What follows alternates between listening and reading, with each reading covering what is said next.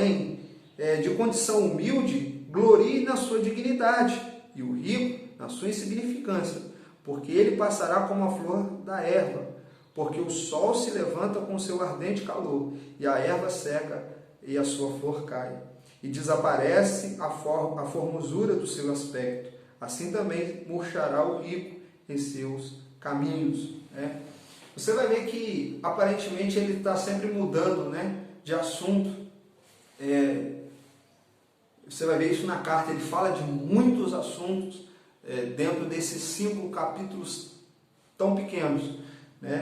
Então, aqui ele vai trazer para nós a ideia de que as riquezas, olha para você ver como que faz sentido, Ele diz que o cristão maduro passa por provações, ele ensina ao cristão a como pedir a Deus sabedoria, entendimento, e agora ele está mostrando para nós que as coisas materiais não têm significância, que o homem que acha que o que ele tem pode sustê-lo, pode mantê-lo, está enganado.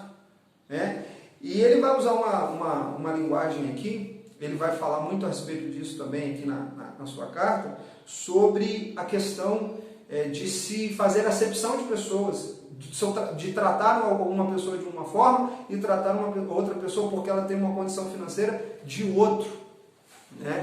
E então ele vai usar esta linguagem aqui mais de uma vez. E aqui ele está dando um exemplo disso, de que não é a sua condição financeira que vai te fazer se achegar a Deus, ou te fortalecer. Pelo contrário, ele diz que aquele que é humilde, ou seja, que não tem condições financeiras, aqui ele está falando nesse sentido, o irmão, olha o que ele diz, o irmão, porém, de condição humilde, glorie-se na sua dignidade, e o rico na sua insignificância, porque ele passará como a flor. Então ele está trazendo essa ideia de que aquele que tem dinheiro, geralmente ele pensa que ele pode todas essas coisas, que ele pode pisar no outro, que ele não precisa de Deus, e Tiago então está combatendo esta ideia aqui. Lembrando que houve tempos na igreja, onde ter a condição financeira era sinal de bênção, sinal de que Deus estava com a pessoa. E infelizmente na contemporaneidade, nos tempos contemporâneos, não tem sido diferente.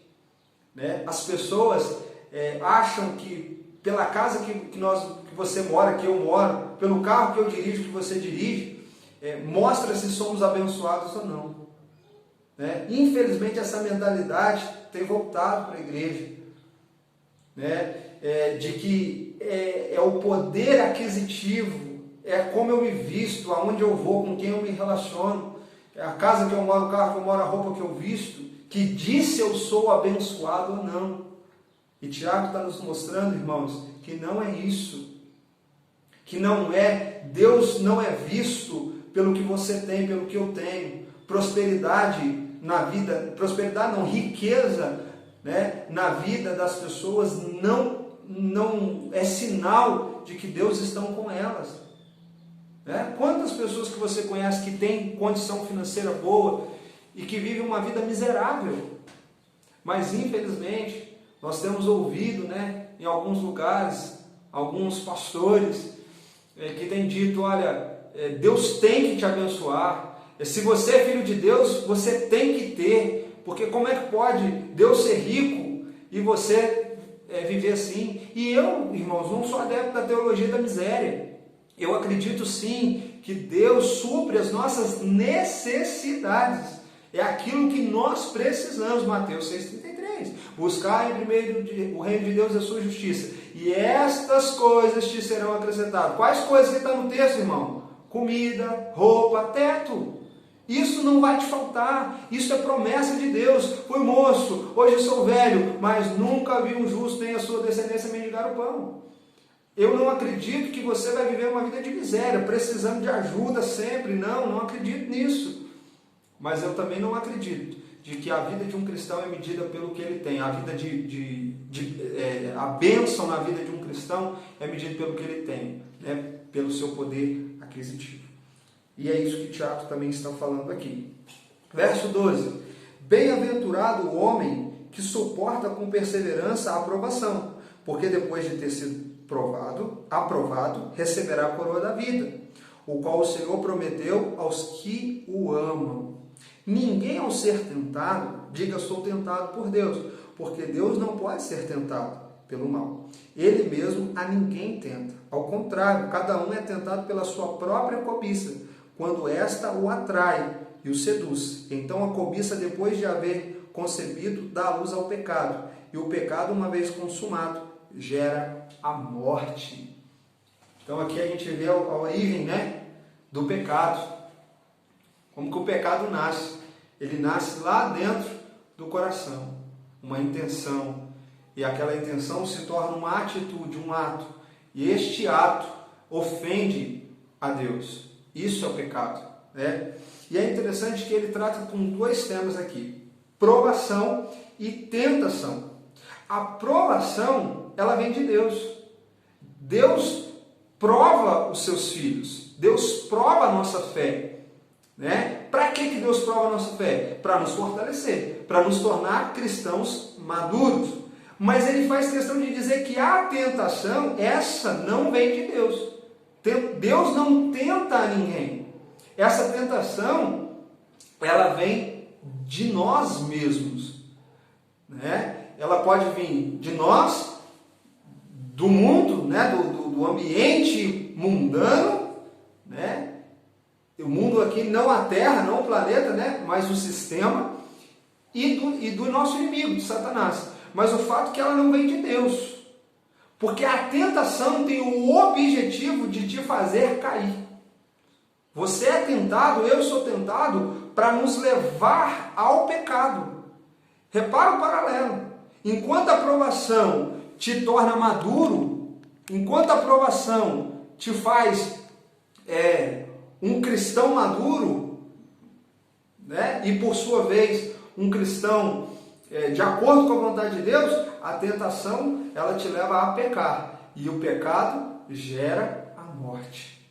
Então a tentação não vem de Deus. Provação vem de Deus. Deus permite a provação para que eu seja edificado, fortalecido, amadurecido. Agora a tentação não vem de Deus. A tentação vem da nossa carne, né? A nossa inclinação para o mal, né? E ela tem o objetivo de nos afastar de Deus, de nos fazer pecar contra Deus. Amém? Então tem essa diferença. Verso 16.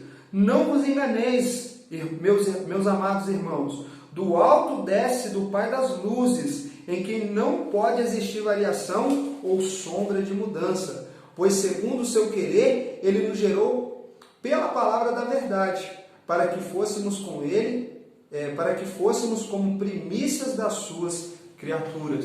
Tiago está dizendo que a origem do bem, a origem do que é bom, vem do Senhor. Queridos, não há como você fazer o bem sem o Senhor. A pessoa vai rodar e vai parar no mesmo lugar. Vai nadar e vai parar na praia. Não há como vencer o pecado sem o Espírito Santo. Não há como você e eu fazermos algo de bom sem o Senhor, porque Ele é o bem, Ele é a luz. Tem muito cristão, tem muitos irmãos que estão se cansando, estão afadigados, estão deprimidos espiritualmente, esgotados espiritualmente. Sabe por quê? Porque eles têm lutado contra o pecado, contra o mal sozinhos.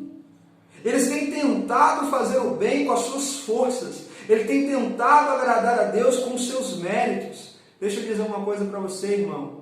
Não há como você fazer o bem sem o Senhor, sem o Espírito Santo. Não há como você agradar a Deus se não for por Ele.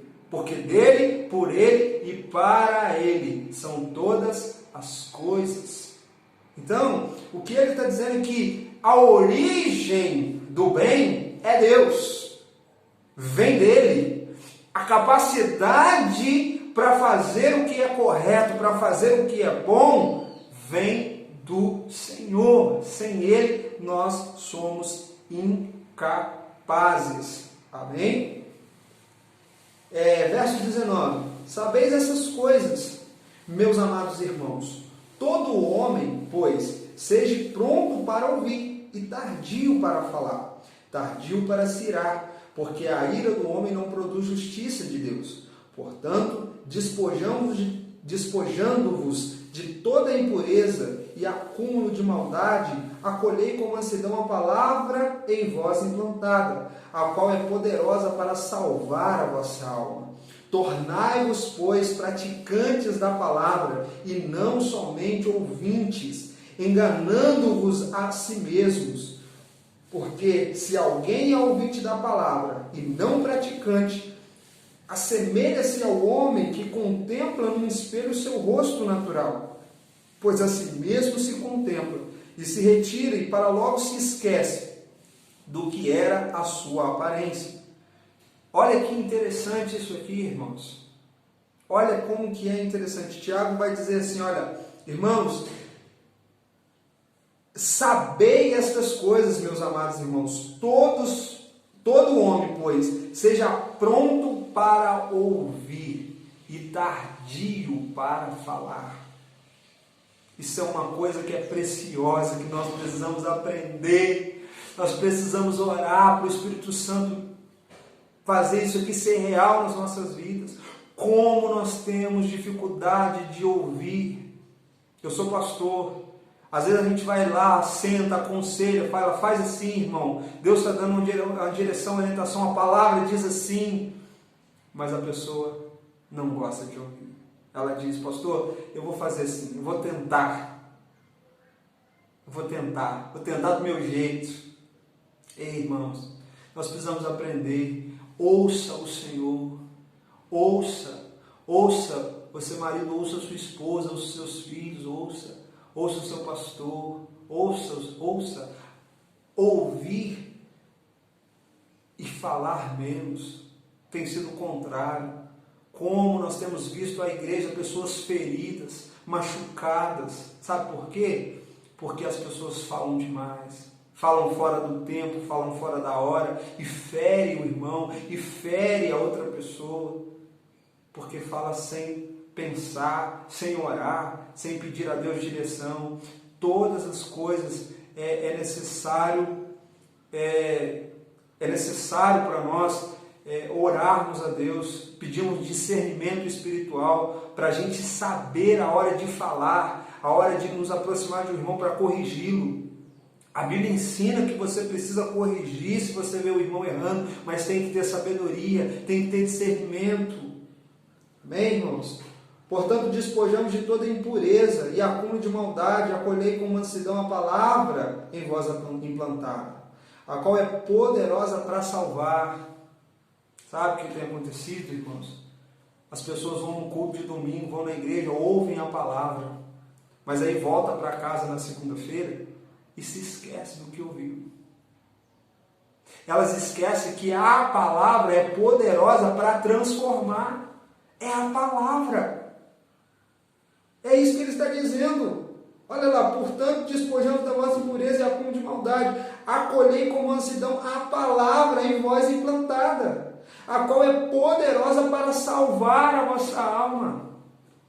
É a palavra, manter a palavra. Eu guardei a sua palavra no meu coração para não pecar contra ti. Jó vai dizer, fiz aliança com os meus olhos. Então, irmãos, tornai-vos, verso 22, tornai-vos, pois, praticantes da palavra e não somente ouvintes. Está vendo? As pessoas, elas ouvem, às vezes. Ele começa dizendo assim, olha, melhor ouvir do que falar. Mas tem pessoas que até ouvem, só que elas não praticam.